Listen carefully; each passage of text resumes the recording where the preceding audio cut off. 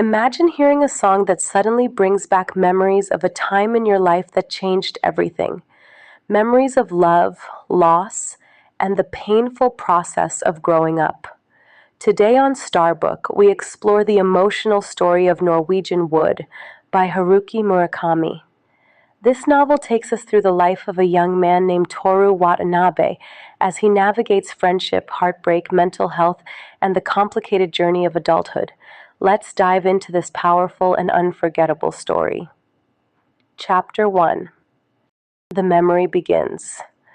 The story begins in the present day. Toru Watanabe is 37 years old and traveling on a plane landing in Germany.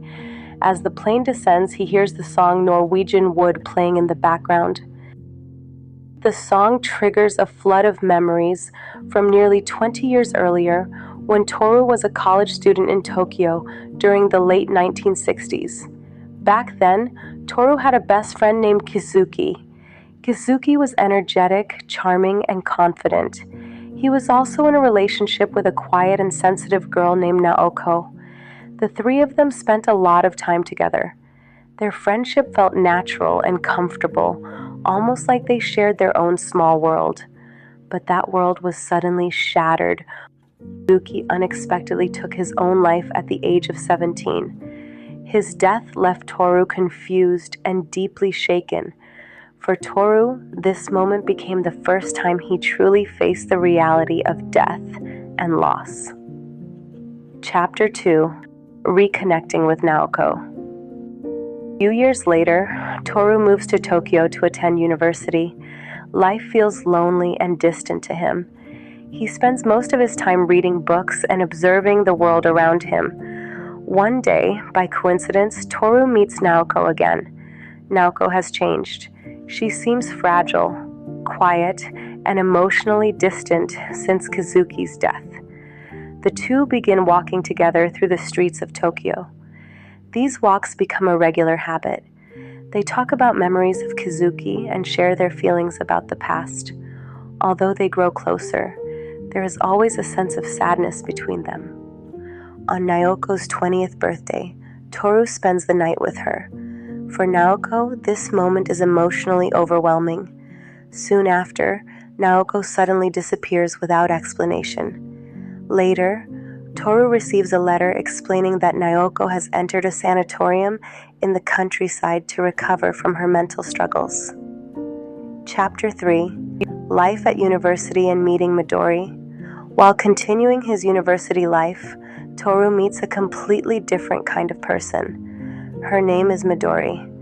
Unlike Naoko, Midori is energetic, bold, and outspoken. She speaks freely, jokes often, and expresses her emotions openly.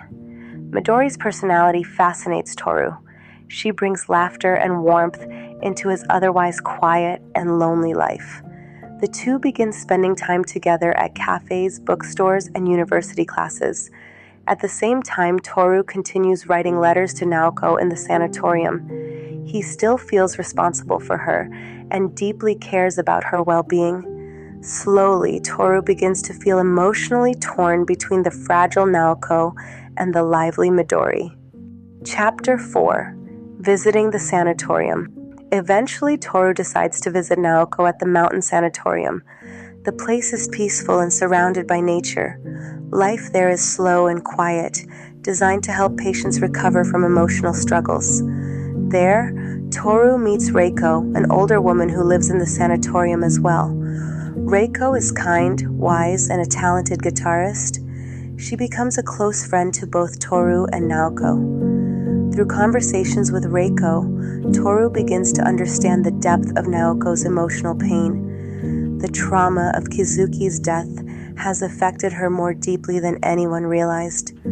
Although Naoko seems calm and gentle, it becomes clear that she is still struggling internally. Toru leaves the sanatorium feeling uncertain about the future and about whether Naoko will ever fully recover.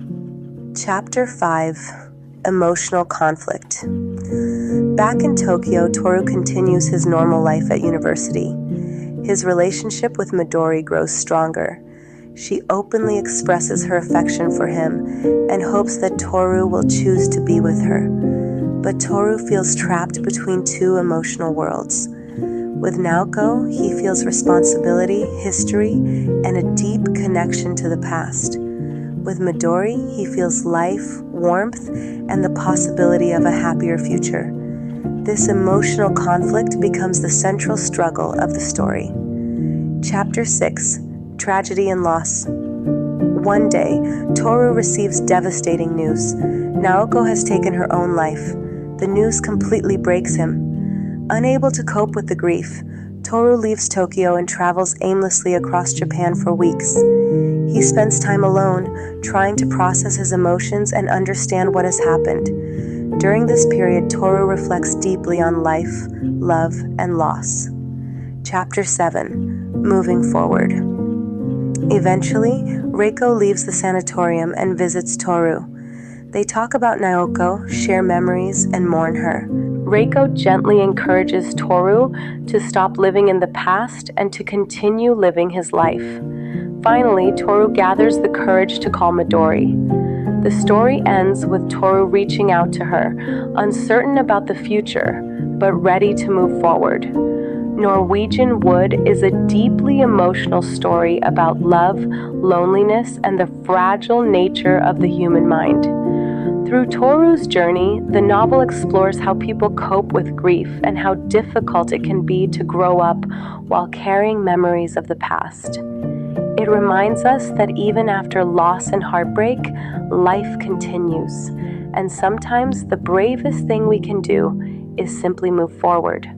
And that is the story of Norwegian Wood. If you like this video and want to read the whole book, then check the description for the book link. We will meet soon with new stories. Until then, please like, share, and subscribe the channel. Thank you.